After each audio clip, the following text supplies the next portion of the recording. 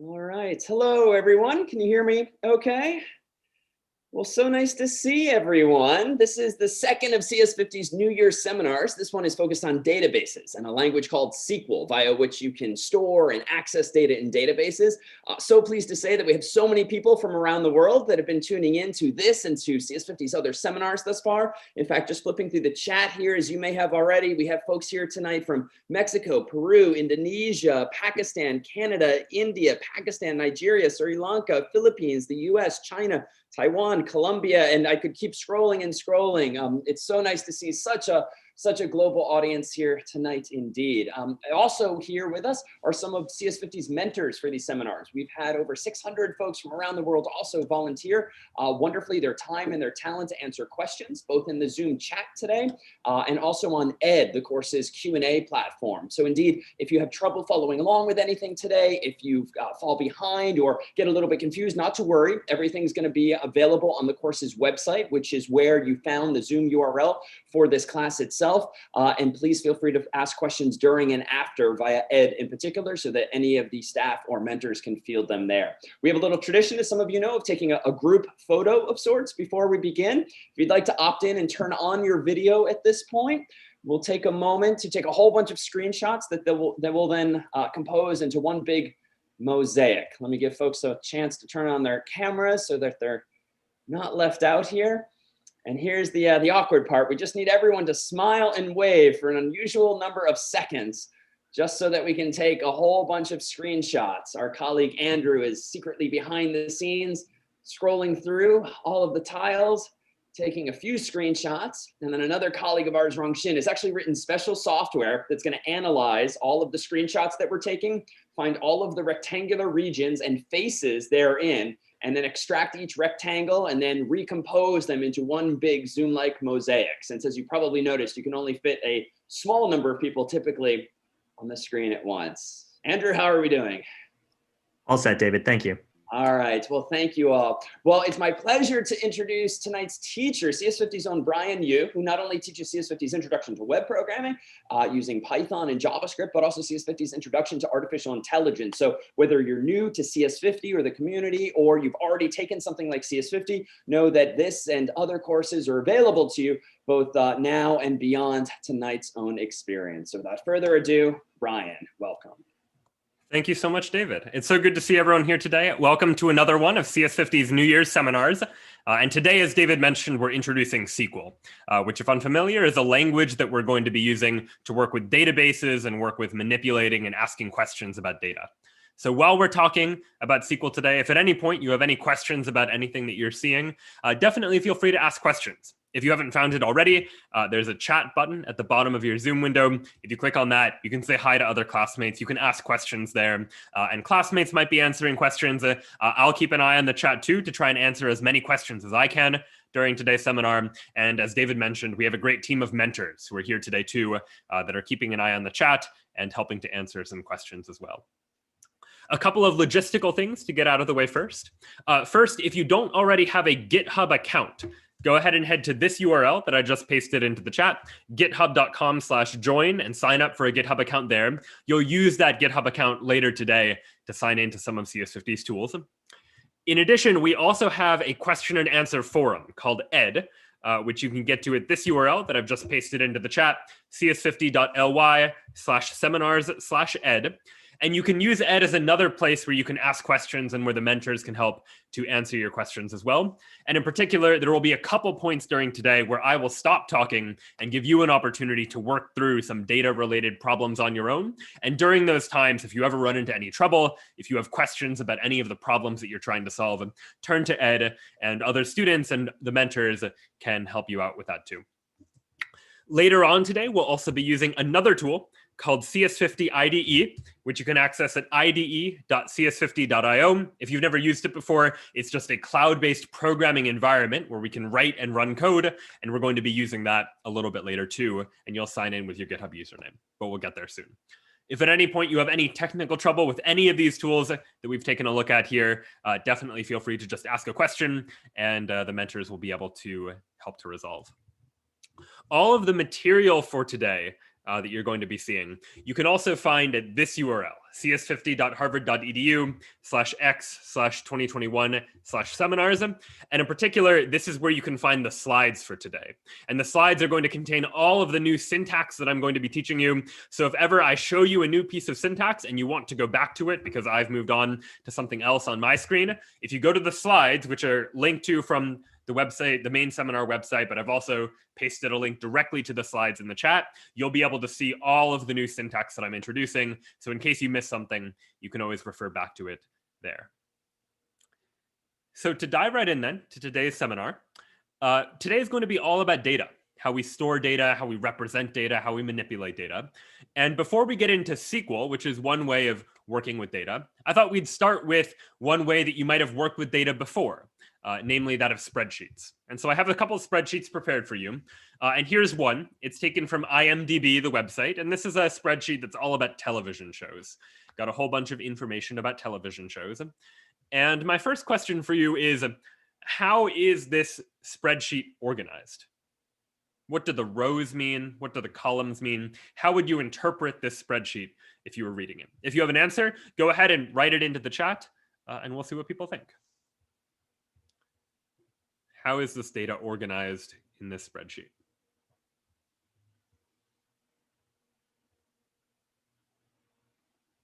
Yeah, a bunch of people are saying that it's in alphabetical order. So that's one thing you might have caught on to, that the titles of each of the shows are in alphabetical order.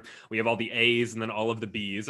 And then what do the rows mean? What does every row represent? And what does every column represent in this spreadsheet? Like, why are we organizing the data into rows and columns? What does all that mean?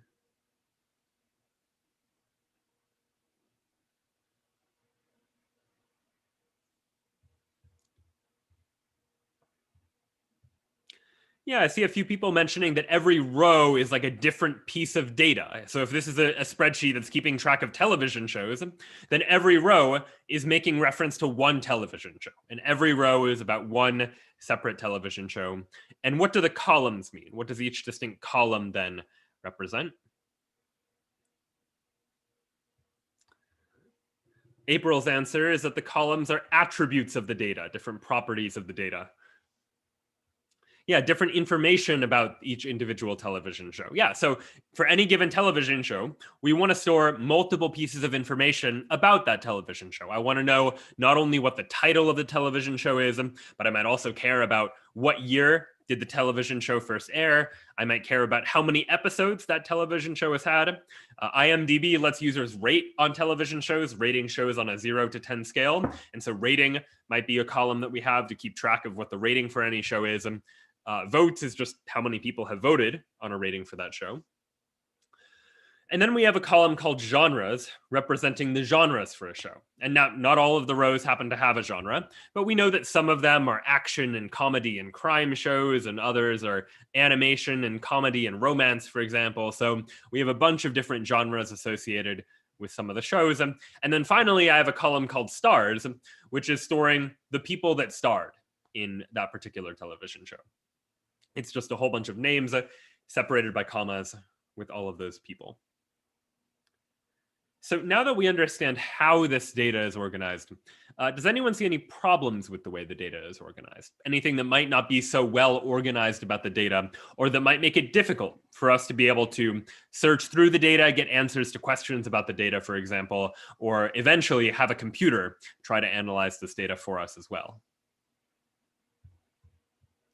Yeah, Karina says the names of the stars are all lumped together in one column. Yeah, that's probably not ideal, that I have all of these names lumped together in one column. In fact, the column line goes on so long, it's sort of cut off from the edge of this column even, so I can't even see all of the names. Everything is very jam-packed, as someone in the chat is saying. And so that's probably not ideal. Someone mentioned it's similar for genre. Anthony is saying it's difficult to sort by genre. And that's absolutely true. Anthony is exactly right. I could sort by the title of a show, which I've done here. We see all the A shows and all the B shows and all the C shows. But if I wanted to, for example, find all the comedy shows, I couldn't just sort by the genres column and then look at the C's. Why not? Why is it that if I wanted to find all the comedy shows, why can't I just sort by column F and then look for all of the C's?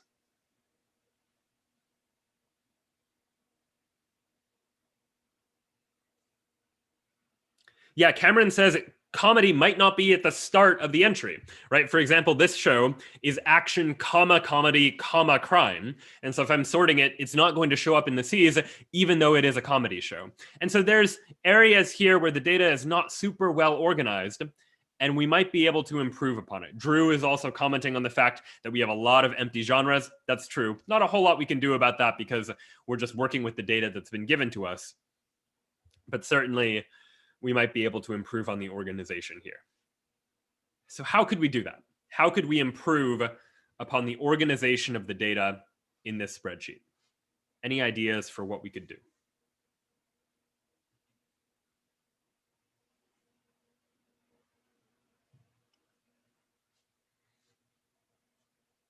All right, I see a few people, Adrian and April, for example, suggesting that we create another sheet. And that's exactly what we're going to do. What we're going to start doing is a process called database normalization, which is a fancy way of describing what we're about to see, which is taking our data and separating it into multiple different sheets, otherwise called multiple tables, where every table is going to contain distinct information, and those tables are going to be connected to each other in some way. Ultimately, we're going to be trying to get rid of these commas that are separating values, which are ultimately kind of messy, and instead try and make it so that every cell only contains one value. And so here is shows version 2, updated version of the spreadsheet. And right away, what do you notice that's different? There are at least a couple big differences between what you see here and what we had a moment ago. What's different between version 1 and version 2? Yeah, a lot of people are commenting on the fact that we now have this new column that wasn't there before. This column is called ID. And the ID column has given every one of these television shows a unique number. And why do we need that? Well, we need some way to uniquely identify a television show. I would like to be able to, without any ambiguity, be able to pick which television show that I'm talking about. And that might be difficult because multiple television shows might have the same title. You might have two shows that are called the same thing, but they're different shows. And so you want to be able to recognize them as distinct shows. And so the idea is going to be a column that's always distinct. Every show gets a different number. Therefore, no two shows, even if they have the same title, no two shows will have the same ID. Ishwar is saying that we no longer have a genres column and we no longer have a stars column. That's true. We no longer have a genres column. We no longer have a stars column. But the data is still here. Where did that data go? Where did the data about genres and stars go? Does anyone see it? Yeah, it's in another sheet, otherwise known as another table, as we're going to start to call it. Let me jump over to the genres table and let's take a look at what's going on here. It's a bit odd. It's a table with two columns, one column called show ID and one column called genre. What does that mean? How do I interpret one row of this table? What does it mean?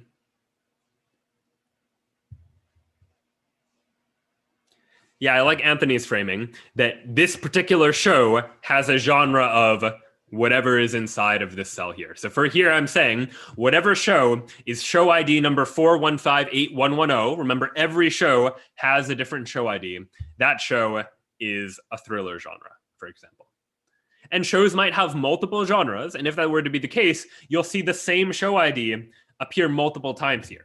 This show, for example, show number 4574334, it has three genres.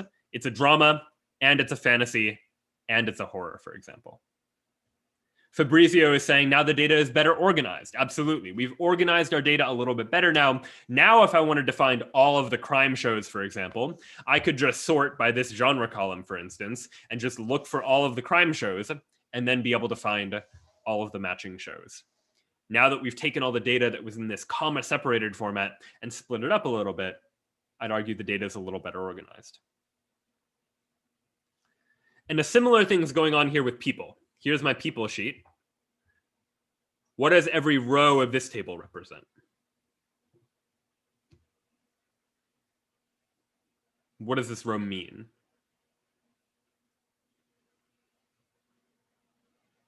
Yeah, Joshua is saying it's the star. They were a star of a movie. So this person starred in this movie or in this show that has this particular ID, in this case, 5511582, for example. So it's an association, a relationship between a show and a person who was in that show. If a show has multiple people that starred in that show, then you'll see that show ID appear multiple times in this table. And if a person starred in multiple shows, which certainly could happen, you'll end up with something like this. You'll see the same person multiple times, each time associated with a different show ID. Saz is saying the show ID is kind of meaningless right now. And yeah, it is true that right now, if I just see show ID number 934814, that doesn't really mean anything to me. I need to take the additional step of going to the shows table and figuring out what's the show that has an ID of 934814, and then I'll get a little bit of information.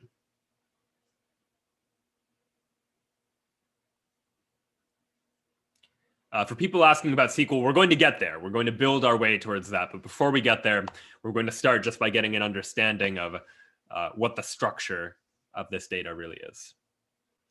But does anyone see... Oh, Justin is asking, could show ID repeat? And yes, show ID could repeat in the people table. And that would happen if a show had multiple stars. So if, for example, show number 28 had 3 different stars, then you'd see the number 28 appear 3 times inside of this table as a show ID, each time associated with a different star.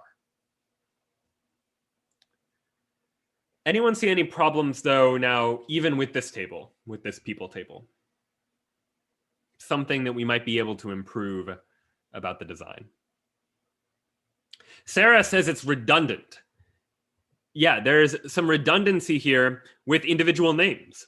That if a name appears multiple times, we're storing the name once every single time for every show that they happen to star in.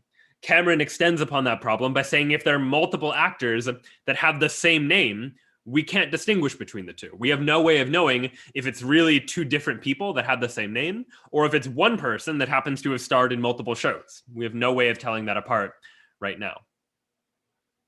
And this redundancy repetition problem only gets worse, right? If I were trying to store more information about people, imagine later on down the road, now I want to store what year every person was born, in addition to just their name. Now I'm repeating not only their name, but I'm repeating their birth year too. So a lot of information that ends up being repeated.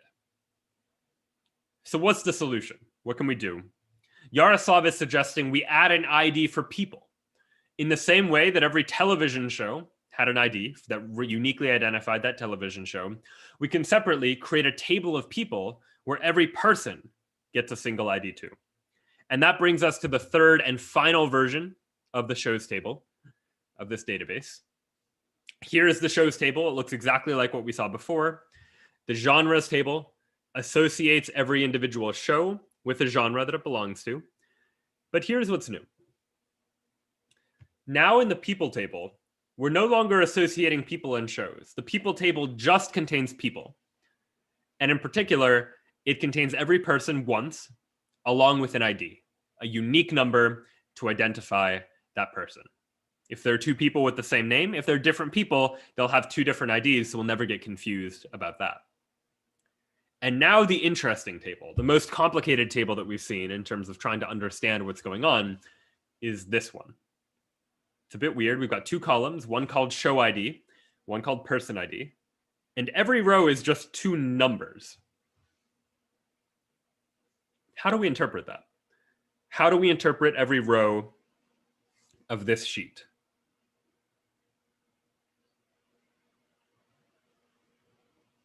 Yeah, it shows the relationship between a show and an actor who is in that show, someone who starred in that show. And so this row, for example, is saying show number 60898 had person number 160639 as someone who starred in it. And of course, we don't know what those shows and people actually are. I would then have to go look up in the shows table or the people table what their name was, what the title of the show was. This stars table is what we're going to call a join table. It's a table that joins together 2 different other tables. It's joining together the show table and the person table, linking them up by describing how it is that these 2 tables relate to each other. So now we've really organized our data in such a way that everything has an ID. We're not repeating data if we don't have to repeat data. And so before we move on, what I thought we'd do is give you an opportunity to explore this spreadsheet. I'm going to paste into the chat a link to this spreadsheet that I'm looking at right now. So if you click on that link in the chat, you should be able to open up your own version of this spreadsheet published to the web. If you're looking at the slides, you can open this up in the slides as well. And what I'm going to do is ask you a few questions about the data set. Questions that I'd like you to try to answer just by looking through the data and understanding how it is that these tables ultimately relate to each other. And so here are the questions that we'll have you answer. Go ahead and open the spreadsheet and try to use it to answer these 4 questions. Question 1, in what year did Black Mirror first air? Question 2, what genres are associated with the show Stranger Things? Question 3, who are the stars of The Office? And question 4, what shows has Jennifer Aniston starred in? So you can open up that spreadsheet that I sent you in the chat just now and that you can also find on the slides and go ahead and try to answer these 4 questions. And what I'm going to do is stop talking for a little bit. I'll give you about 10 minutes to try to answer these 4 questions if you can, just by looking at that spreadsheet. If you run into any trouble with interpreting that spreadsheet, manipulating the data there and trying to figure out the answer, feel free to ask in the chat or post a question on Ed, and other students or the mentors can try to help you with that as well. So I'll go ahead and start a 10-minute timer for you all. You should be able to see that timer on my video tile here, but I'll give you 10 minutes to try to answer these questions, and I'll see you in 10 minutes.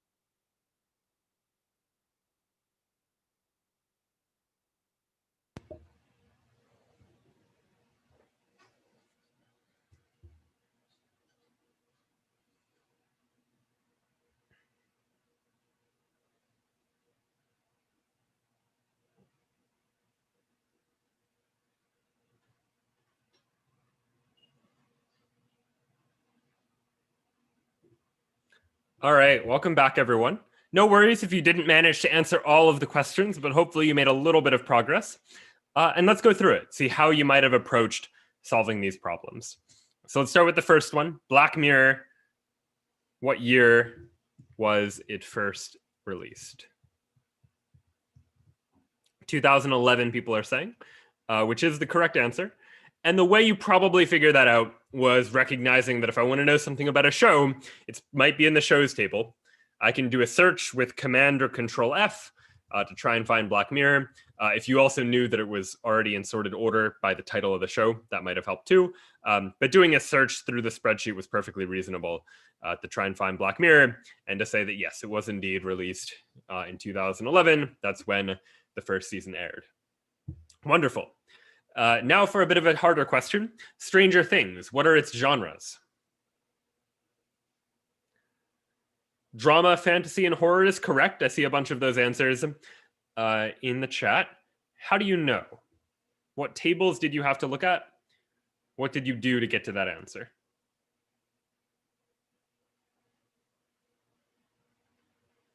Yeah, Eating is saying we start at the shows table and then make our way to the genres table after that. So I would start by looking up Stranger Things and say, okay, here's the show and here's its ID, 4574334. And now that I have the ID, as Peter is suggesting, let's go to the genres table and look for that ID. I go to the genres table and here it is. It appears 3 times. I just did a search for it. And we can see that the genres are indeed drama and fantasy and horror. All right, so not too bad so far. Let's go on to the next question. The Office, who are the stars?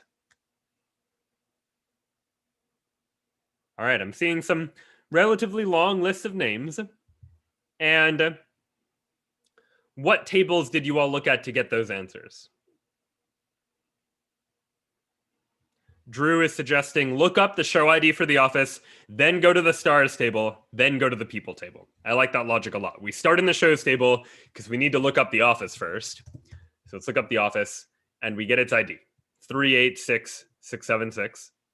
Then we go to the stars table and we want to find who starred in The Office. I see a couple people saying they got their answer from Wikipedia or Google. That works too. Not quite the spirit of the exercise today. But you would be able to get the answer. We'll do a search for the show ID. And indeed, we've got all of these show IDs that match the show ID of The Office. And next to it are a whole bunch of person IDs.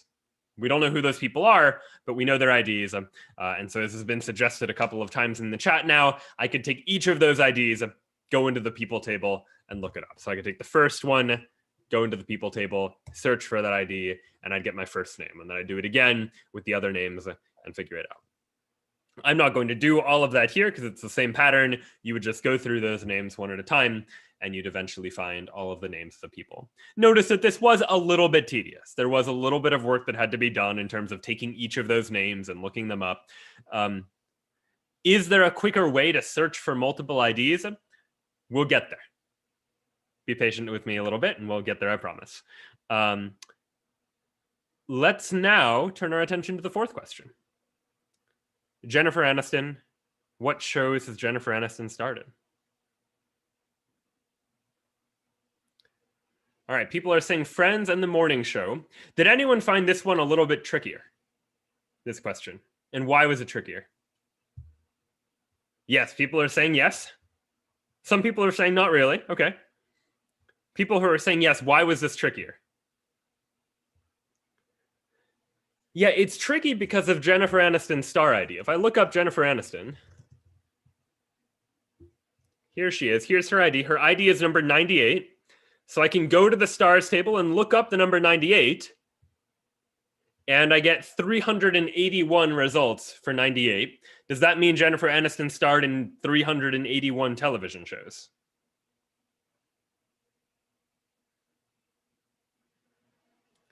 No, because 98 is part of other numbers. Perfect. That this person ID, for example, is 933,988. It just happens to have a 98 in it, even though the ID is not itself the number 98. And so it would have been kind of tricky to find all of the instances of exactly 98. Now, it is possible to do it. There's, depending on what software you were using, if you tried to download it or if you were searching it, you might have been able to try to find a more efficient way. But some of you might have just been trying to look through all of the matches, trying to find one that was exactly the number 98.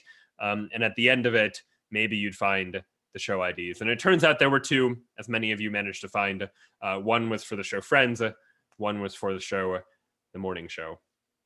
And those were the two show IDs. But ultimately, all of this is to say that already things are starting to get a little bit tedious. So we're already starting to have to do a fair bit of work to be able to answer questions about our data. And what we would like to do is try to make things a little bit better. And so this is now when we're going to introduce SQL. SQL is a language for working with relational databases. And what a relational database is it is a database that's structured as we've structured our spreadsheet here. It's a database organized into tables where those tables have relationships between one another. And what SQL is going to allow us to do is it's going to allow us to write a SQL query using SQL syntax to be able to ask a question about the data in our database, and the database will just give us the answer without us having to manually do the searching and looking for individual rows ourselves. We'll let the database take care of the searching for us. And so in order to get started with that, the first thing we're going to need is the database itself. So if you aren't already there, go ahead and head to IDE.cs50.io. I pasted a link to it in the chat, IDE.cs50.io. When you do so, you'll open up an environment that looks like this. If you've never used CS50 IDE before, what you need to understand is that on the left-hand side here is the file browser. This is where any of the files that are stored on our virtual computer in the cloud are going to go. And then in this bottom section here is the terminal window. And the terminal window is where we can write commands that the computer is then going to follow. And the first command we're going to give, the first command we're going to type into the terminal window is going to be a command to download the database that we're going to be using today. So go ahead and paste in this command that I just sent in the chat, wget, followed by the URL of the database. You can see it here as well. Go ahead and paste that into your terminal window. Right next to where you see that $sign, the $sign is your prompt. It means you can start typing commands here. So go ahead and type this command, wget, followed by this URL at the terminal window, and then press return. And when you do so, when you run the wget command and press return, what you'll see is that the shows.db database should download. You'll see it download, you'll see it get to 100%, and you'll see appearing in your file browser now is a database file called shows.db. This is a database that's been prepared for us already, but it's got all of the same data that we just saw in that spreadsheet, but now it's in what's known as a SQLite database. And SQLite just happens to be one of the types of databases that uses the SQL language. I'll give people a moment to catch up with that. All I've done is open up my CS50 IDE and at the terminal window, run this command to download the shows.db database. The shows.db database isn't the same as the version 3 spreadsheet. First of all, they're different file formats. One is a spreadsheet, this one is a SQLite database. Shows.db, though, will contain even more data than the spreadsheet we were just looking at did. The spreadsheet I showed you had maybe 500 shows. This database is going to have in the hundreds of thousands of shows. All right, so once you've downloaded the database, you should see a prompt appear again. Anytime you see this $sign, you know you're at your terminal Windows prompt. And at that prompt, go ahead and type this. Type SQLite 3, SQLITE, then the number 3 without any spaces. Add a space after that, and then type the name of the database you'd like to open. In my case, I'd like to open shows.db. SQLite 3 just means open up this SQLite database. Version 3 is the version of SQLite that we're using. And shows.db, that is the database itself. When you press return here, if you've been following my steps up until now, you should see a prompt that looks like this. It says SQLite and then an arrow, and then a place for you to start typing something here. And if you're not seeing this, feel free to ask in the chat or post on Ed, and the mentors can try and help you out. But so far, the 2 steps that I followed is I have run the wget command that I pasted into the chat at the prompt in order to download the database. And then I ran SQLite 3 shows.db to open up the database. And I'm now going to see this prompt. So the first thing that I often do when I open up a new database is I want to understand the structure of the database. What are the tables in this database, and what are the columns that are in each of those tables? And I can figure that out by running this command. At the SQLite prompt, I'm going to type .schema, .schema, no spaces, all one word, all lowercase, .schema. And this is a command for SQLite that is going to show me the schema, in other words, the structure of the database that I'm working with here. So type .schema at the SQLite prompt, and I'll paste this into the chat too in case you'd like to follow along with what I've been writing. And when you press return, you'll see a whole bunch of lines. You don't have to understand what every word of this means just yet, but what you're going to notice is that we're going to see a description of how the tables are organized inside of this television shows database. So for example, this database has a table called shows. And in that table, in between these parentheses, we see all of the columns in the shows table. There's an ID column, there's a title column, there's a year column, and there's an episodes column. Much in the same way that we saw these same columns appear in our shows spreadsheet when we were working with the Google spreadsheet not that long ago. Next, we've got this table called genres. This has 2 columns, one called show ID, one called genre.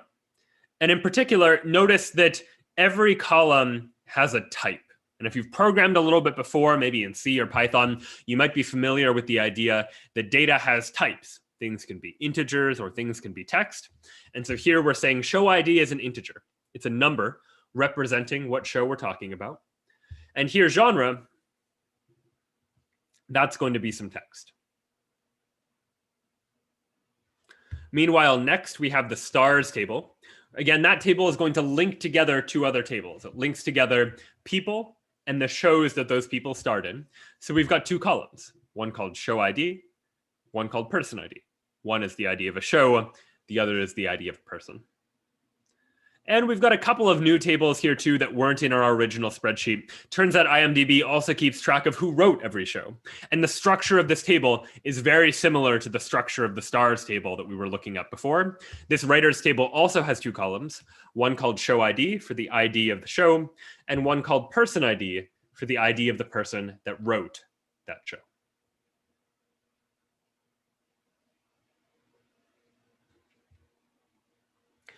Next up, we have a ratings table. This table is stored separately from just the regular shows, whereas before we had ratings just in the same place as the television show itself. The ratings table is just storing ratings separately. We're associating every show ID with a rating, a real number from 0 to 10, and a number of votes. And then finally, we have a people table with ID, name of the person, and the year in which they were born. A few people are asking about the other pieces of syntax that we're seeing here, like primary key and foreign key. A primary key is a unique way that we're going to identify rows in a table. So how do we uniquely identify a person? We uniquely identify them through the primary key, which in this case is the person's ID. Why is that the choice? Well, name, that's not the best way to uniquely identify a person because 2 people might have the same name. But 2 people are not going to have the same ID because ID is going to be unique across all people. Every person gets their own ID. Meanwhile, a foreign key is a column of a table that references a key from a different table. So here we're saying that show ID is a foreign key. It's in a column that references some other table. And what column is it referencing? Well, it's referencing the shows table. And within the shows table, it's referencing the ID column. So anytime I have a show ID column value in my ratings table, what that means is that it means we're talking about the ID of a show.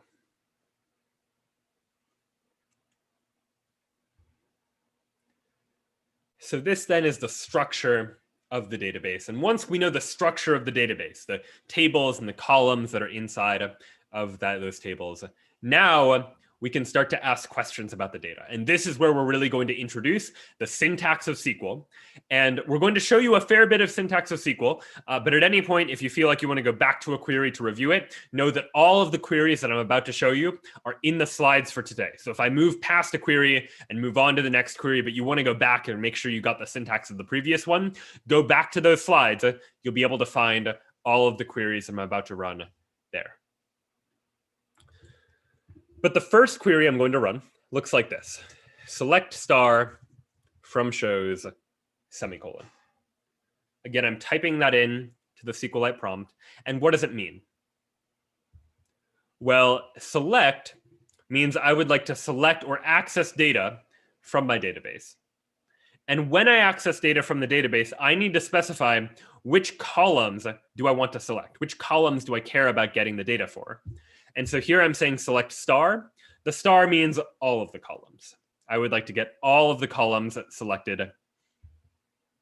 But I need to specify. I need to tell SQL what table do I want to select data from? Because there are multiple tables. I've got genres, I've got ratings, I've got stars, I've got writers.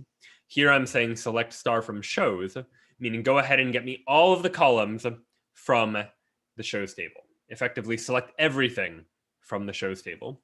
And I'll go ahead and press return now after select star from shows. And what you're going to see printed to my screen are all of the shows in this database. It's a lot of shows, so it takes quite a bit of time to print out all of them.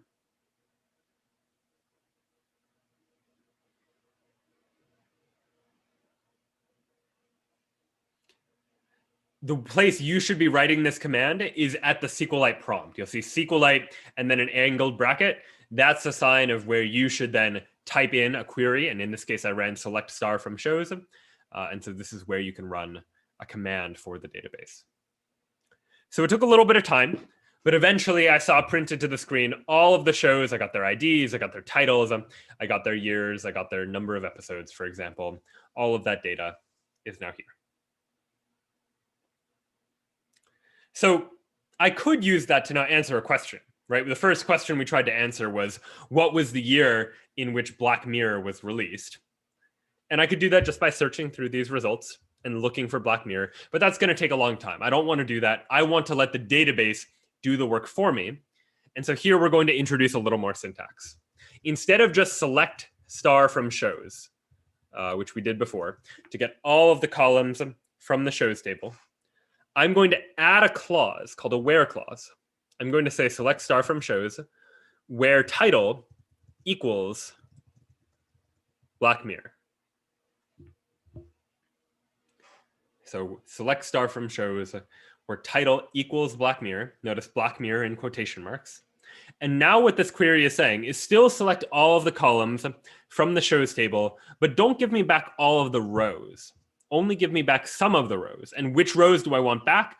Well, I want only the rows where the title column is equal to Black Mirror.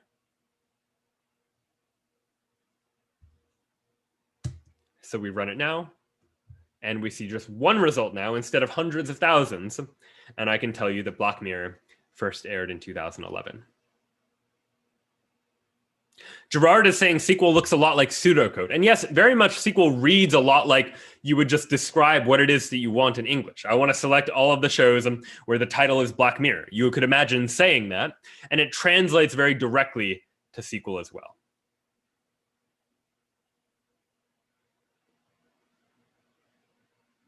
Saz is asking, is this case sensitive? These keywords are not necessarily, they're not case sensitive. They could be lowercase if I wanted them to be, but it is a convention for the SQL keywords to be in uppercase and for my own columns and my own table names to be in lowercase instead. Just helps to make sure that someone reading the code is very clear about what is a keyword and what is not, for example.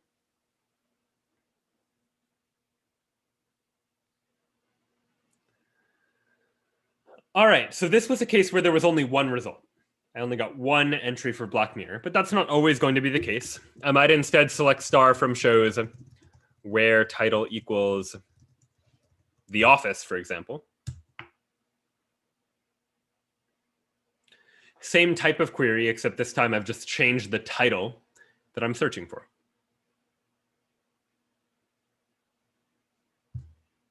And when I do that, I get not 1, but 6 results. It turns out there are 6 shows called The Office that are inside of this shows table. They all have different IDs, different number of episodes, different years. But there are 6 different versions of The Office. And maybe if I only cared about knowing what are these different years, I don't really care about their ID, I don't care about their episodes, I don't have to ask for all of the columns. I don't need to say select star, meaning select all of the columns. I could instead say select title, comma year from shows where title equals The Office. And that would have the effect of just giving me now all of the offices and what years they were released. I don't have to worry about looking at the IDs. I don't have to look at the episode numbers. I just have all of the data now here.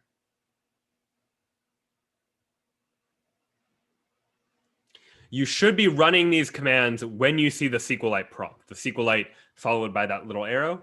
That's when you can begin to run these commands.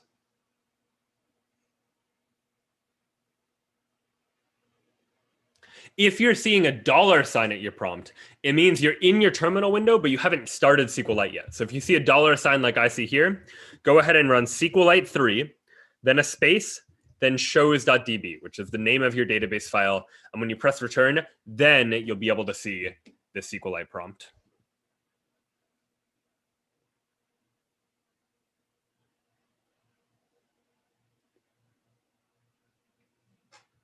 All right, so let me ask a different question, see what we might try to do. Let's say I'm curious about shows that are going to be released this year or in the future. I want all of the shows that are going to be released this year in 2011 or 2021, or any future year, 2022, 2023, and so forth. What query could I use to do that? All of the shows that are going to be released this year or in a future year.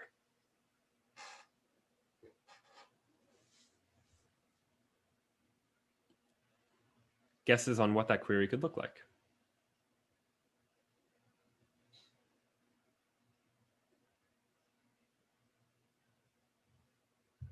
Yeah, we have a couple of options, but in effect, I need another where clause. Select star from shows, not where title equals something, but where year is, I like greater than 2020. You could have done greater than or equal to 2021. That would have worked too. But select star from shows where the year column is greater than 2020. That's going to give me all of the 2021 shows and all of the 2022 shows and any show into the future from there. So when I press return, now I see all of these television shows that are released in 2021. And there are a couple of 2022s that are in here too. So shows from this year or at some point in the future. And imagine, for example, I wanted to know how many of these shows there are. How many shows are going to be released this year or at some point in the future? I could count these rows. I could just one by one, 1, 2, 3, 4, 5, 6, start counting how many rows there are that I got back from the query, but that's going to take a long time. It turns out SQL has some built-in functions that we can use that are part of the syntax of SQL itself that can help us to answer questions. And one of those functions is called the count function. And so instead of saying select star from shows where year is greater than 2020, I'm instead going to say select count star from shows. And what count does is it says, instead of giving me back all of the results, just give me back the number of results. How many shows are there really? I'll go ahead and press return. And I see that the answer is 615. That is the number of shows that satisfy that criteria. And I was able to answer it very quickly just by asking the right question in SQL, and then the database gives me the answer.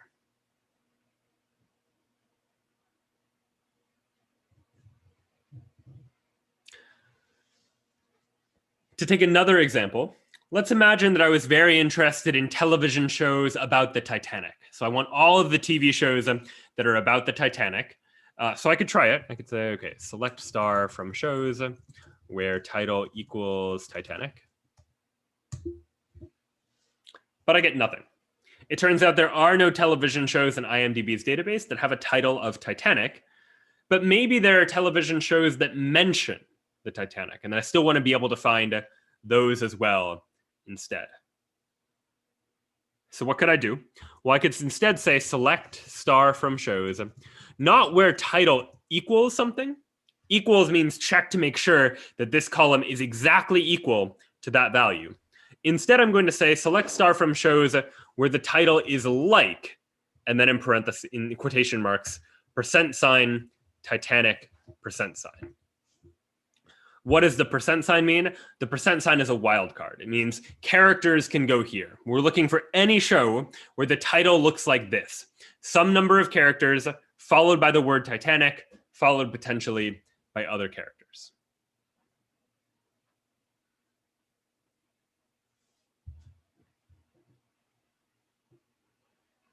And so we've now been able to find those television shows. I'll pause here for any questions about the syntax of what it is that we've seen so far.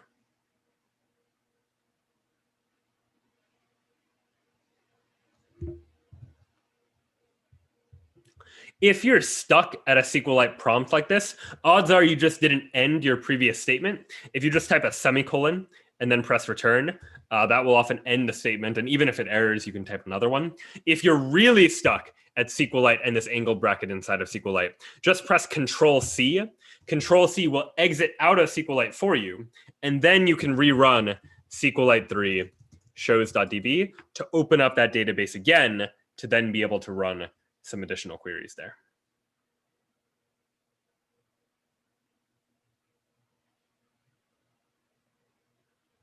All right, so let's try answering some of those questions that we were answering before.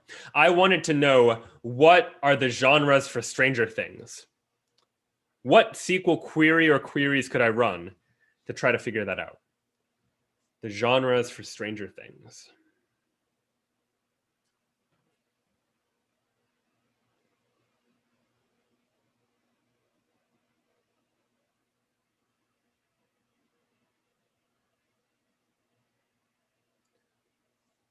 Before we get there, someone's asking about the wget command to download the database. It's in the slides. If you check out the slides, you can find it there. And someone might be able to, it looks like Francis has also pasted the result as well. Chris's suggestion is let's first just look it up in the shows table by its title. So I'm going to select star from shows where title equals Stranger Things. And when I do that, it turns out there are two shows with the title of Stranger Things, which I wasn't really expecting. The one I want, I think, though, is the one from 2016. And so if I really wanted to specify it, I could say, all right, select the ID from the shows table where the title equals Stranger Things and the year equals 2016.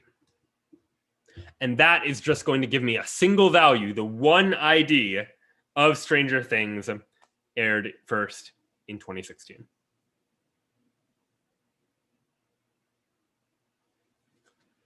And so now, as Somia is suggesting, I can turn my attention to the genres table. What is the structure of the genres table? Well, I can type .schema to see it again. I could also type .schema genres to just see the schema for the genres table. And I see it as two columns, one column called show ID, one column called genre.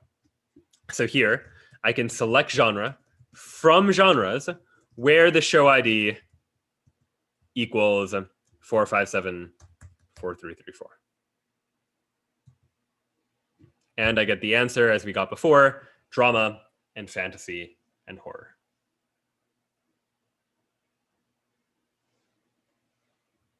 I'll pause here for any questions about what it is we've done so far.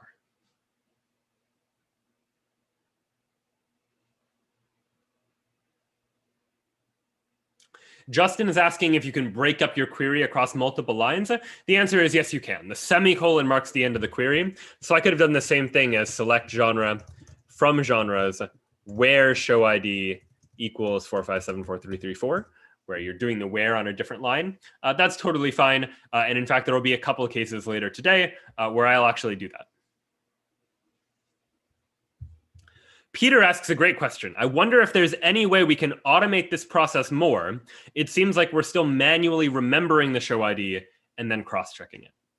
Yeah, a very, very good point. And the solution to this is what we're going to call nesting a query inside of another query.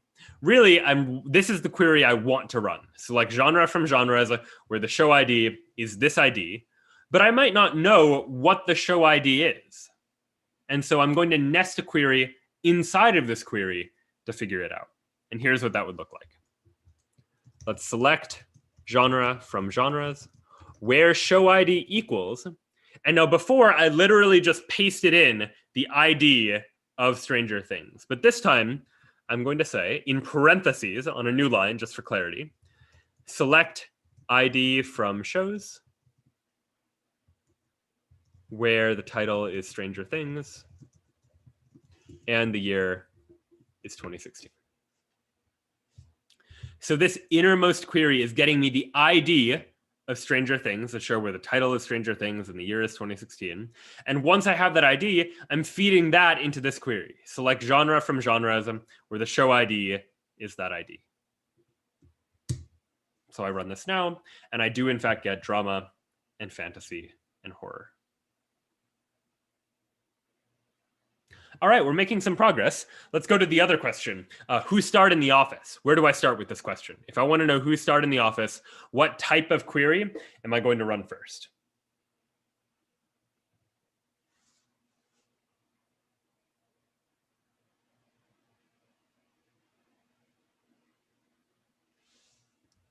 If I want to know who starred in The Office, what am I going to do?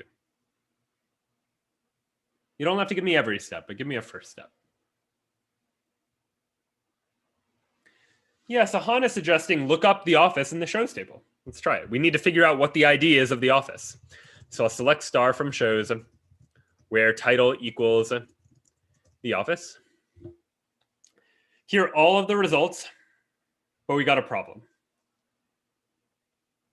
The problem is there's 6 The Offices, and I don't really know which one I'm talking about.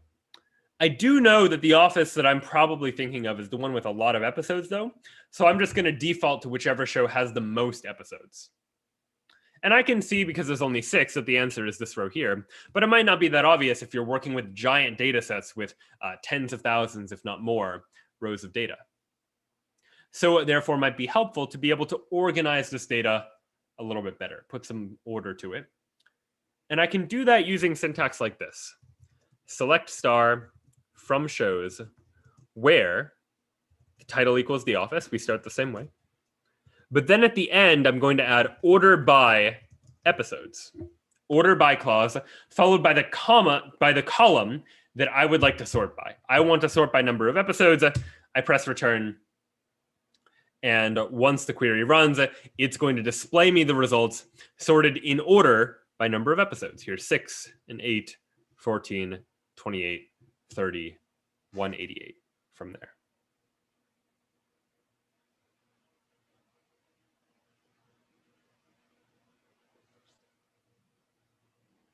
Now, these results are currently in ascending order. They're going up in the number of episodes. And so Karina is asking a very good question, which is, and Rafi is asking the same question, how could we go descending instead of ascending, which is the default? And the way I can do that, I'm going to go to the same query I had just a moment ago, select star from shows where title equals The Office, order by episodes, and at the end, I'm just going to add the letters DESC. DESC, short for descending order. And now when I run the query, I see the results in descending order, with the one I care about first and the ones I don't care about after that.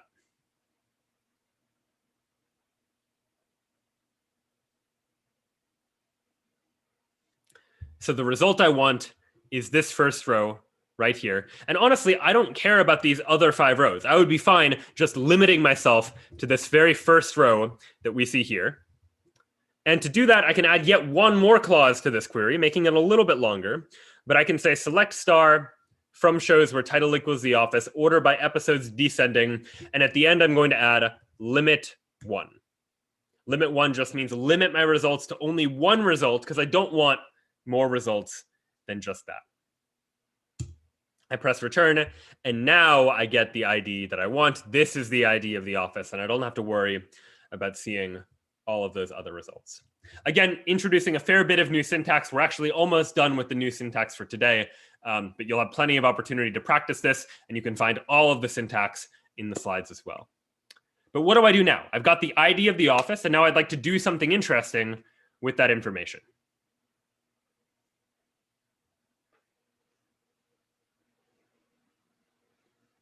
What can I do now?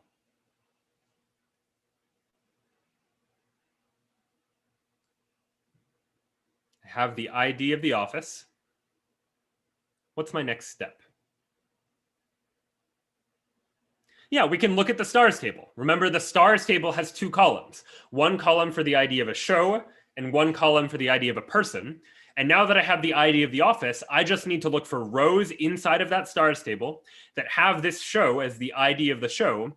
And I look for what is the corresponding person ID that happens to be there as well. And so the query I'm going to run is going to be to select person ID from stars where the show ID is equal to 386676, which is the show ID of the office.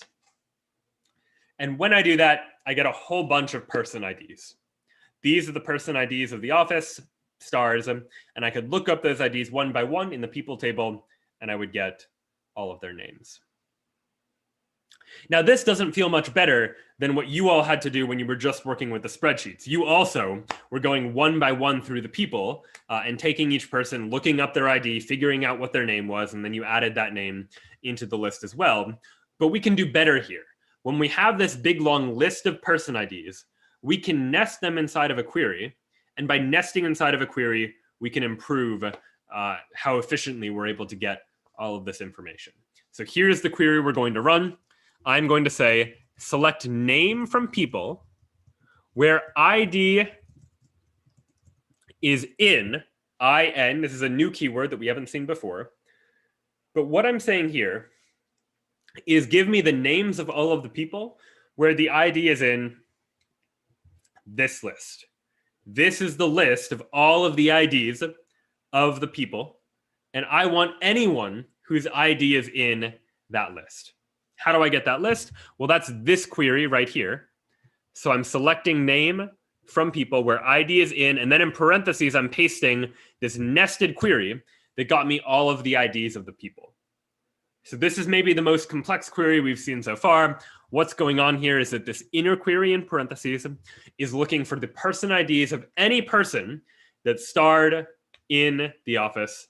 And then I'm saying, go ahead and get me the name of all of the people whose ID is in that list. This query gives us back a whole list of IDs, and we use in here to say, check if some item is in a list of possible values. By contrast, equal sign just checks if one value is equal to one other value. If you want to check for membership in a sequence of possible values, then you use the in keyword. I'll pause here for questions about anything that we've seen so far.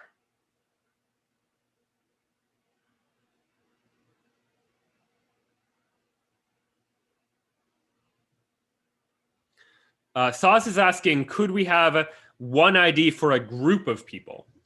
You probably want every person to still have their own unique ID because you want to be able to uniquely identify each person. But you could imagine different databases where you might have IDs that represent groups of people. You might imagine if you've ever used like a chatting application where you can form group chats and chat with friends, for example, they might be storing that information about groups in a database where they have different groups of people where every group might have a different ID number, for example. That's one way that might happen. Ishwar is asking, could we name a new table of our own? You could create a table. The syntax for doing that is the create table syntax that we saw a little bit earlier when I was showing you the structure of the database. So you could use that syntax to create a new table in a new database if you wanted to. We're not going to spend too much time on that today. Today is meant just as a taste of SQL. We're going to get experience selecting data from databases. But if you go on to take a class like CS50's, for example, or another class that touches on databases, you'll likely be creating your own tables as well. Gloria is asking about what is the difference between equal sign and in.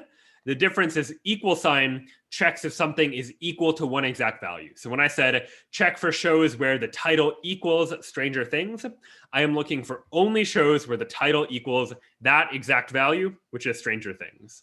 In, meanwhile, checks to see if one value is in a sequence of possible values. I've got a sequence of possible IDs, and I want to check if any ID is in that list of multiple possible values. So it's a difference between if you're checking for one value or if you're checking for multiple values.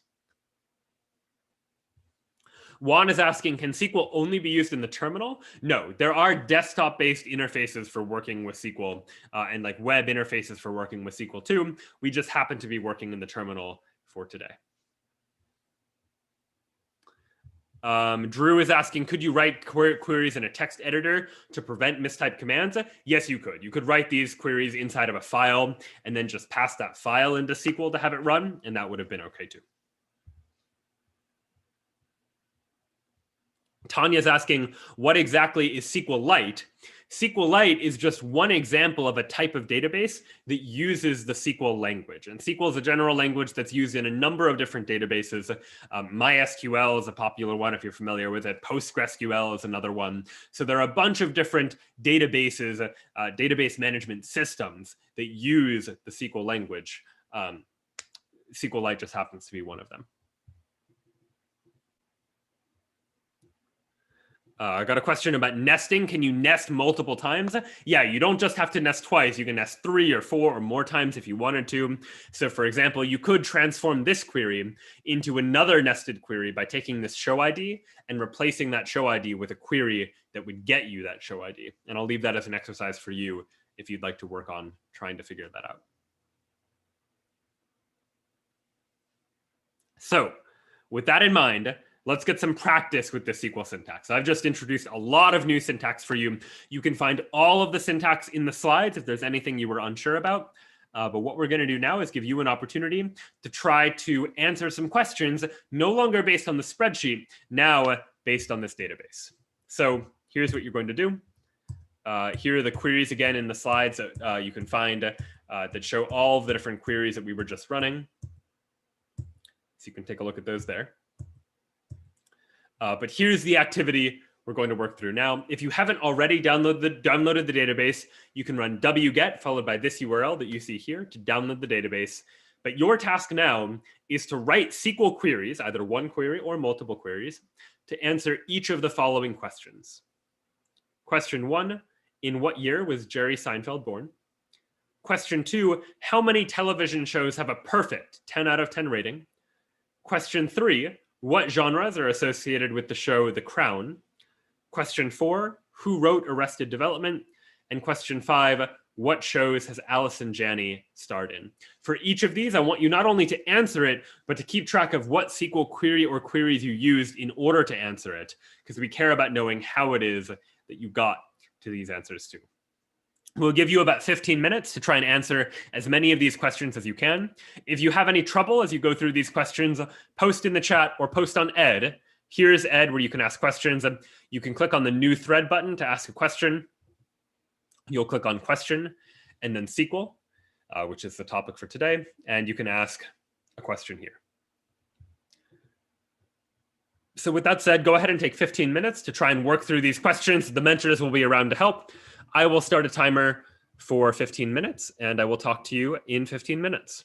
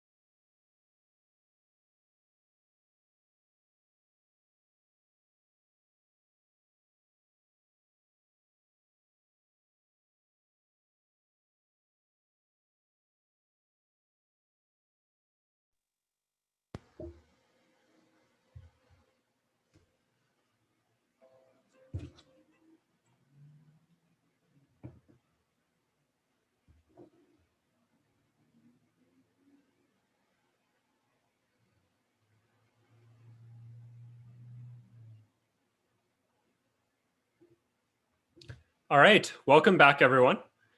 Hopefully you were able to make some progress on some of these questions, even if you didn't manage to answer all of them. But let's see how we approach them. So let's start with the first one. Jerry Seinfeld, what year was he born? And in particular, how did you solve it? What query did you use to get your answer? I'm interested not just in the year you got, but also in the query you ran to figure it out.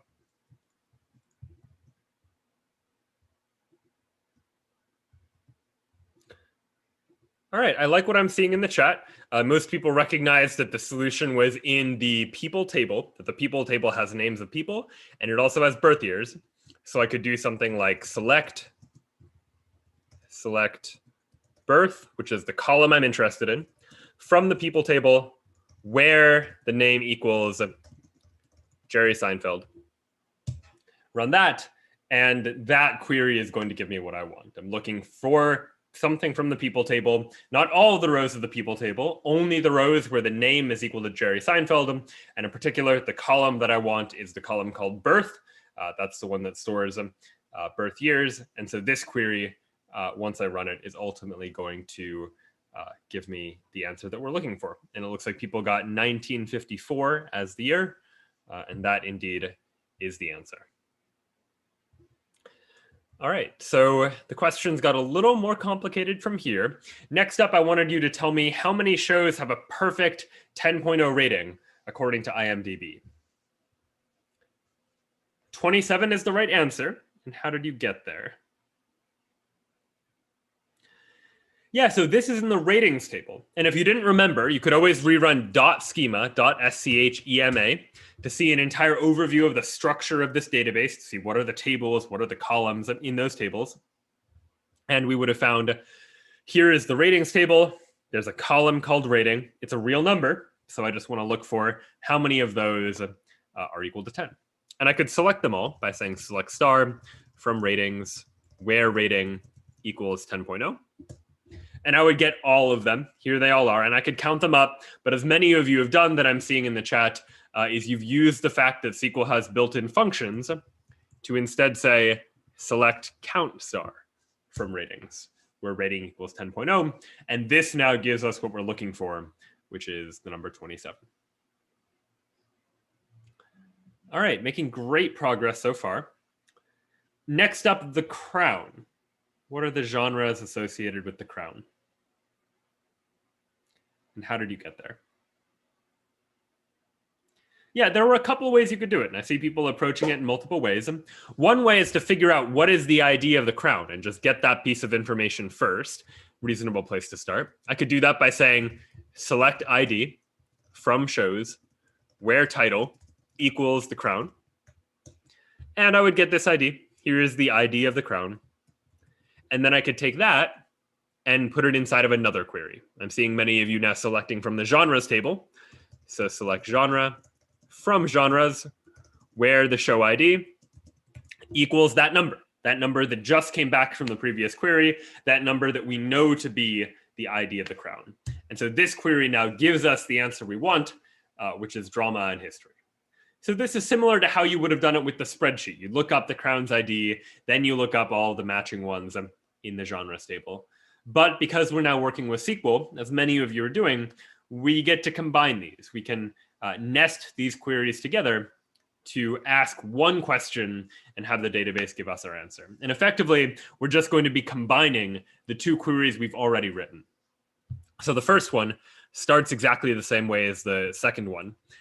So select genre from genres where show ID equals. And rather than paste in the ID we found for the crown here, I'm instead going to open parentheses and include this first query instead. Select ID from shows where title equals the crown. So this query now first gets the ID of the crown and then says, find me all of the genres from the genres table where the show ID is whatever the ID of the crown is. And that gets us drama and history. Those are the genres in question.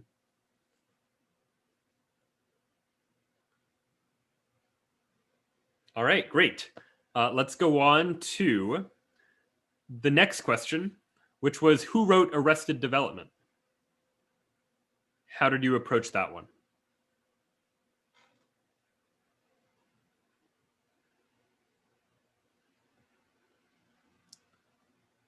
All right, this one looks like it was maybe a little bit more challenging, and that's okay. This one is more challenging because we're looking across more tables than we had to previously.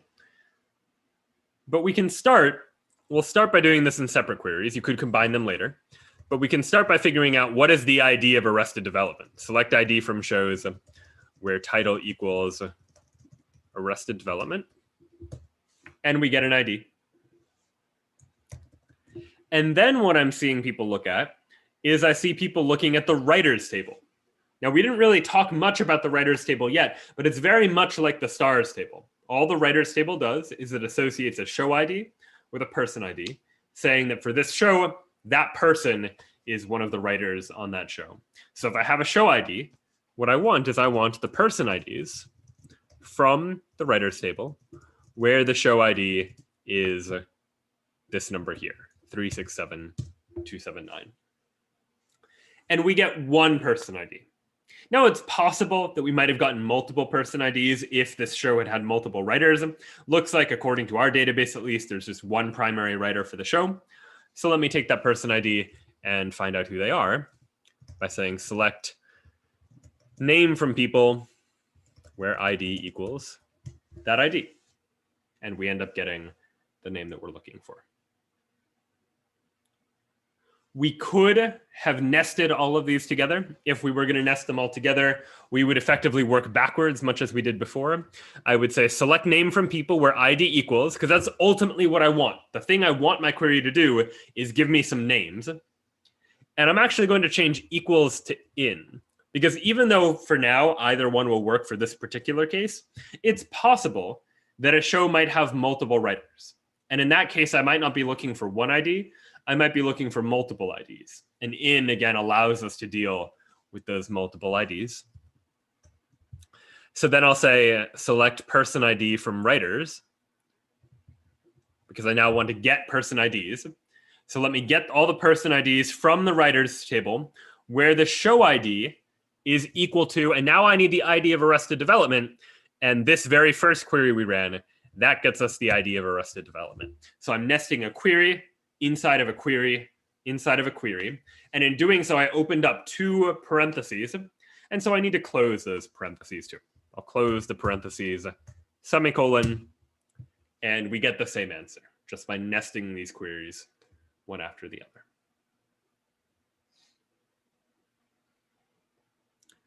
And now on to our last question. Allison Jenny, what shows has she starred in? And how did you get your answer?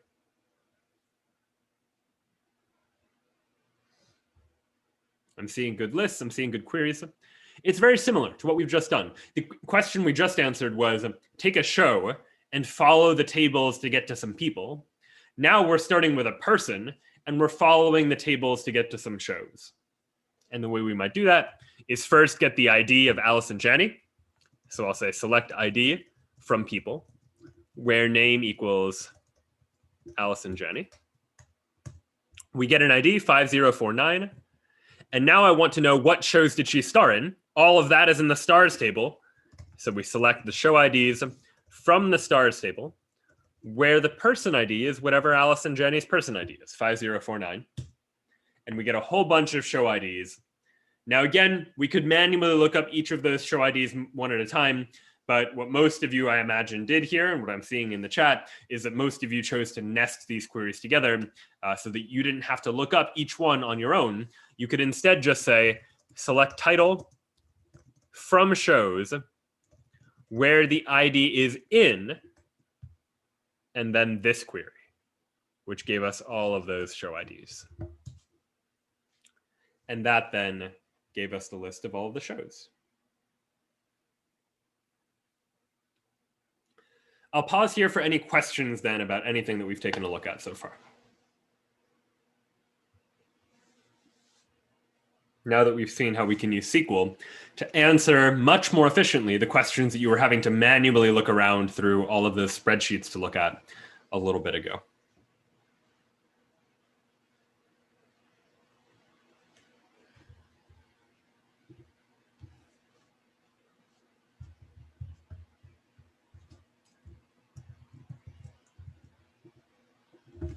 A 3x query, nested query, Kyle. That would have definitely been possible for this one. The only thing you would have done is that I ended up by saying like where person ID equals, and then I included just a literal ID.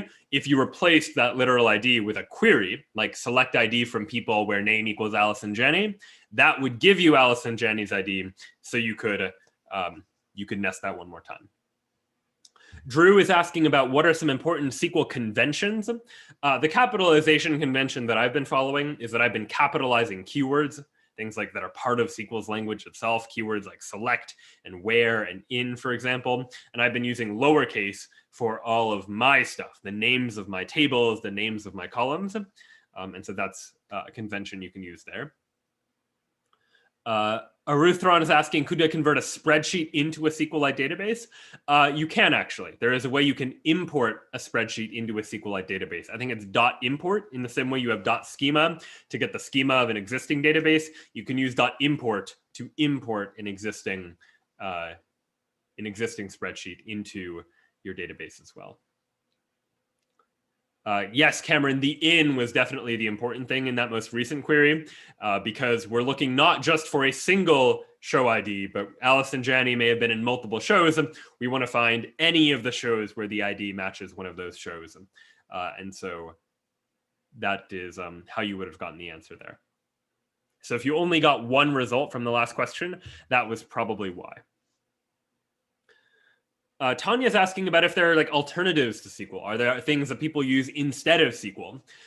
There is another variant on a way of thinking of storing data, which is called NoSQL, which is storing data not in terms of tables, but storing data in other forms, often using like nested objects, like you might have seen if you've programmed a little bit in JavaScript. I don't want to get too deep into that for just in case people might not have had prior experience programming in JavaScript. This is just a taste of working with SQL, but there are alternative ways of storing and representing data. SQL is not the only way to do it.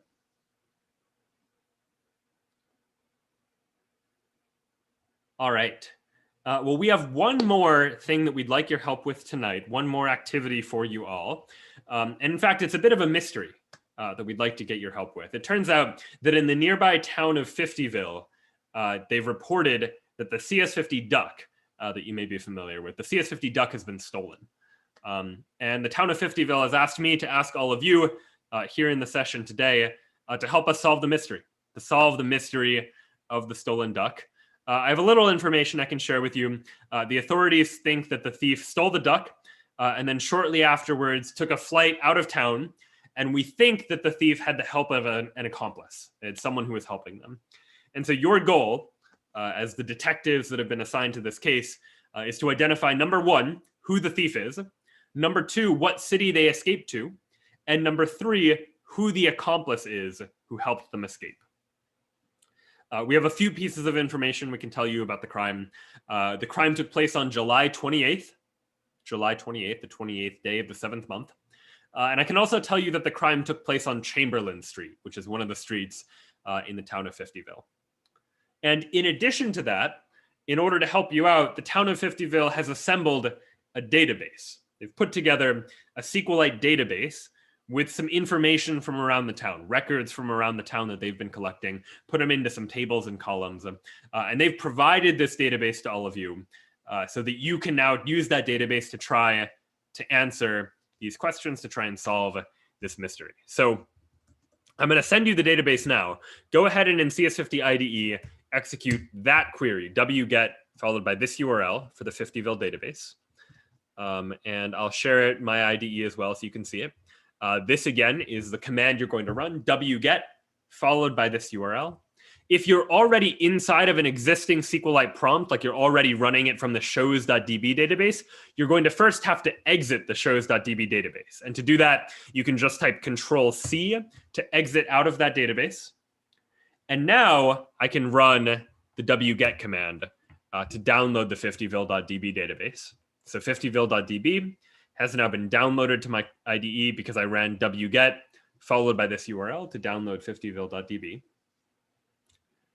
And now that I've downloaded it, I can do the same thing I did again. I can run SQLite3 space 50ville.db and enter the 50ville database. So go ahead and I'll give you a moment to catch up to where I am here. To exit SQLite, if you're in SQLite already, press Control-C on your keyboard. That will exit out of SQLite. You'll see the $ again, which is your regular terminal prompt, and then you can run wget to download the new database that you're going to be working with now.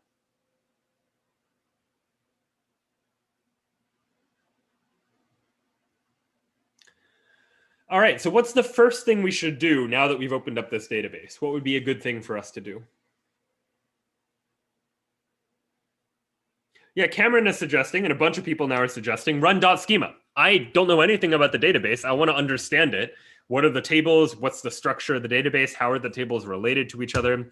So I'll type .schema.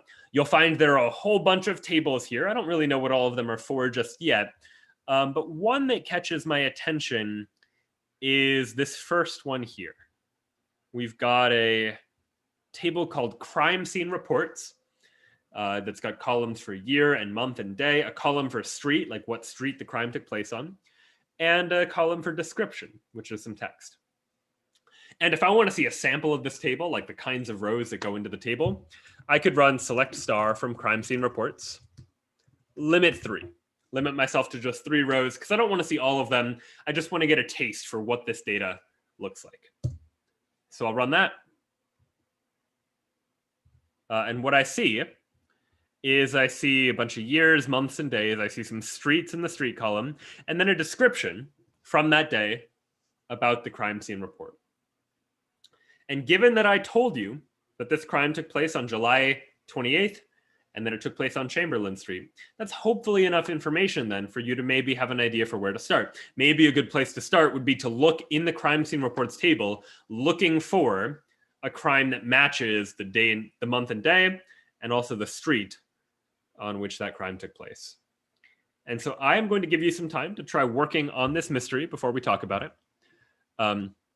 We don't expect you to solve this mystery in the 15 minutes that I'm going to give you. It might take a little bit longer than that, but at least try to come up with a list of suspects, maybe a list of no more than 8 names where you believe that one of those 8 people is the thief. And if you can narrow it down further, even better, but see if you can, in the next 15 minutes, come up with a list of suspects. Again, you know the theft took place on July 28th and that it took place on Chamberlain Street, and you can use the 50vil.db database to try and track down the answer. Again, with any questions, feel free to post in the chat. If you think you have an answer, don't post that in the chat because you want to leave your final answer as something to let everyone try and figure out and solve the mystery for themselves. But feel free to ask in the chat with questions. Feel free to post on Ed if you have questions as well as you try and solve this mystery for us. So in the next 15 minutes, see if you can come up with a list of suspects. The wget command you need is on this slide if you need it to get the database. And we'll talk to you in 15 minutes. Best of luck trying to solve this mystery.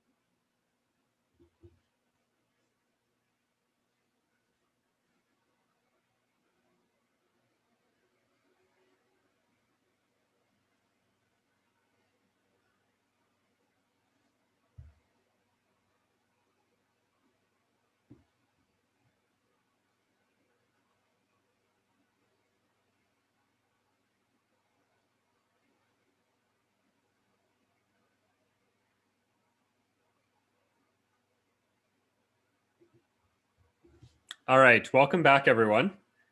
How did we do? Did we make some progress? Did we discover anything? Even if you didn't manage to find your way all the way to an answer, do we maybe have some suspects or some information to go on? What did we find?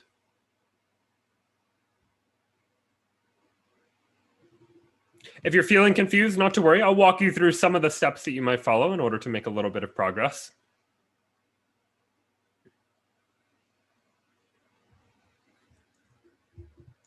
Yeah, this was tricky. Definitely wasn't easy to do. So let's go ahead and try it. Let's see where we might start. So the first thing that I suggested doing was taking a look at that crime scene reports table. So let's go ahead and select star from crime scene reports. And I want to filter down, right? I want to make sure where month equals 7 and day equals 28, because that was the date on which I knew the crime took place. And I can also add and street equals Chamberlain Street. I know that was the street where the crime took place as well, so I'd like to include that information in my query too. So I'll go ahead and press return.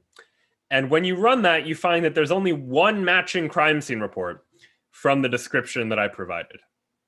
And it says theft of the CS50 duck took place at 10:15 a.m. at the Chamberlain Street Courthouse.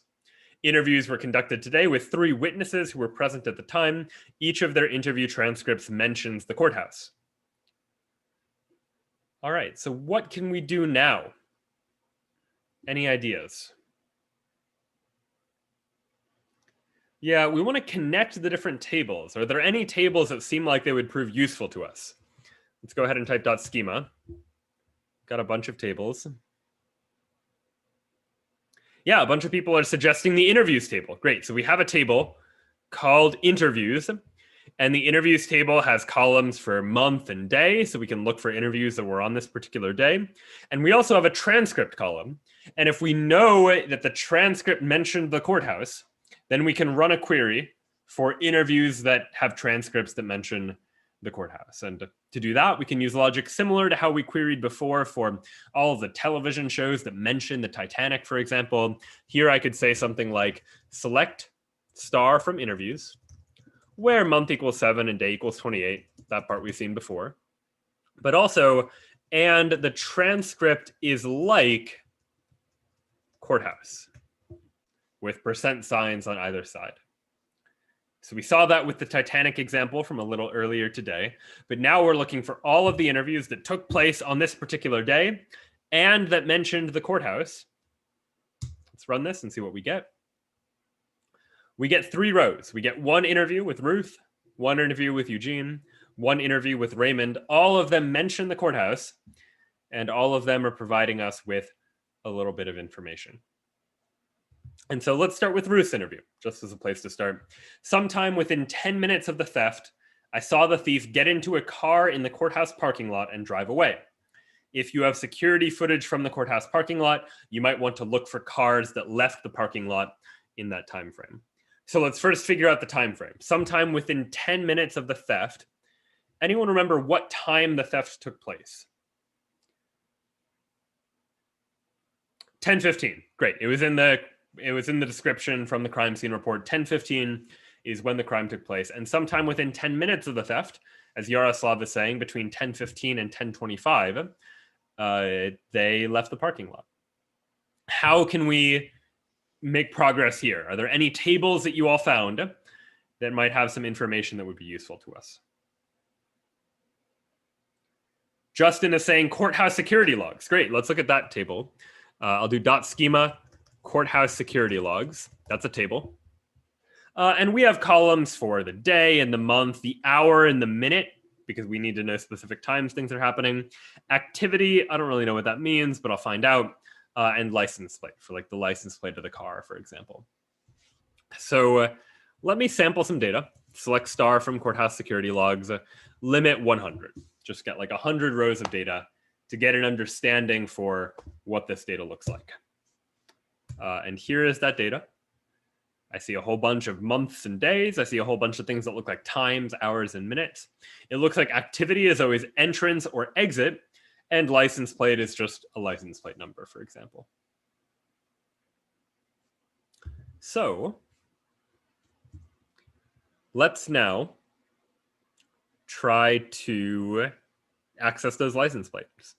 Let's select star from courthouse security logs, where the month is 7 and the day equals 28 and the hour is 10, and we know it took place between 10:15 and 10:25. So I can say, and the minute is greater than or equal to 15, and the minute is less than or equal to 25, and we know the activity was exit, because we know the car was leaving the courthouse.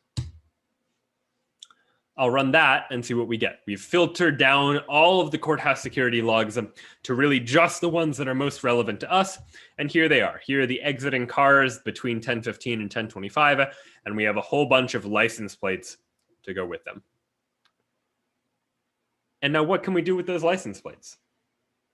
Did anyone dig around in the tables, maybe find something useful here?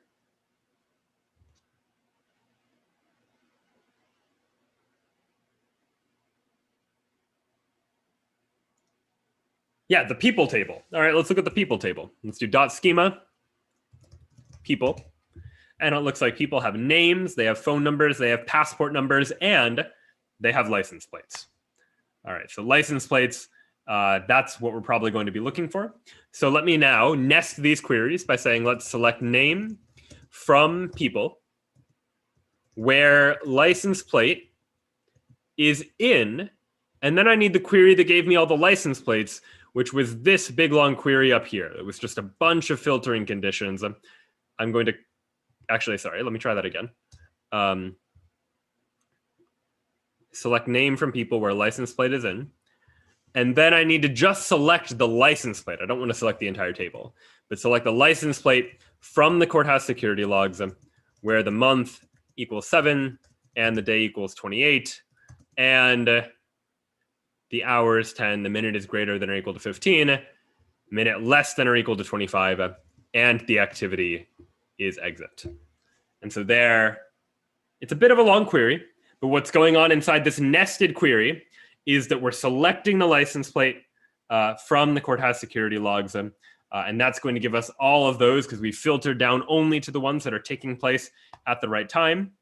And then from there, we're looking for all of the names of people who have a license plate that's one of those license plates. And yes, if you, like me, originally made the mistake of saying select star, that's not quite going to work because we need to specify which column we want to be looking in. Otherwise, if we're selecting many different columns, then when we're looking for people, SQL doesn't know which column we're referring to. Should I be looking at the activity column or the minute column or the license plate column? We need to be very clear about which column we'd like.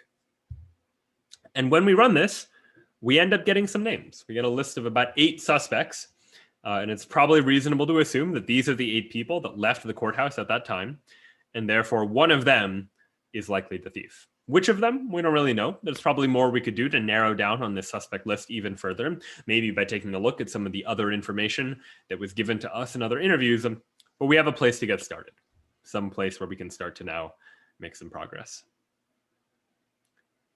So as we wrap up today's session on SQL, we do have a little bit of homework for you if you'd like to try your hand optionally at some more SQL practice yourself. First piece of homework is all about movies. So we're providing you with a movies data set, very similar to the TV shows one, also with data from IMDb. But your goal is to answer these questions by writing SQL queries. First, what are the titles of the movies that were released in 2008? Second, in what year was Emma Stone born? Third, how many movies have a perfect IMDb rating of 10.0? Fourth, what are the titles and release years of all of the Harry Potter movies in chronological order? And you can assume that if a movie contains the words Harry Potter in the title, we'll call that a Harry Potter movie. Fifth, who starred in Toy Story? And sixth, what are the movies in which both Johnny Depp and Helena Bonham Carter starred? So a couple of questions just to get some practice with querying across multiple tables and to get comfortable with SQL. If you'd like to tackle those, some questions for you. And your second assignment is to finish solving the 50ville mystery. We have a suspect list, but there's more to filter down. So your task is to discover who the thief is, what city the thief escaped to, and who the thief's accomplice is who helped them escape.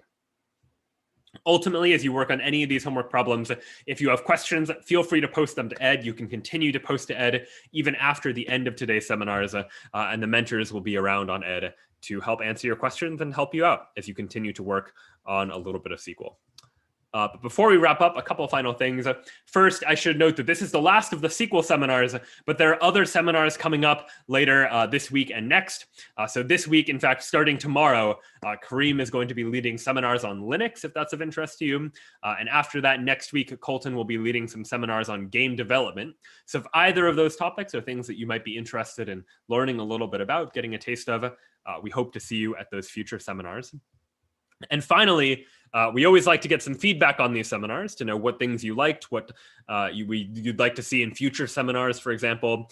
So if you could, take a few moments to fill out this form, cs50.ly/feedback. It shouldn't take very long, should only take a few seconds, just a couple of questions for you to fill out based on your experience in today's seminar. But once you fill out that feedback form, that officially marks the end of today's seminar. So thank you all so much for being here. And a special thank you too to all of our volunteer mentors who have been answering questions in the chat and on Ed as well. Have a good rest of your day, and I hope to see you at a future seminar. Bye, everyone.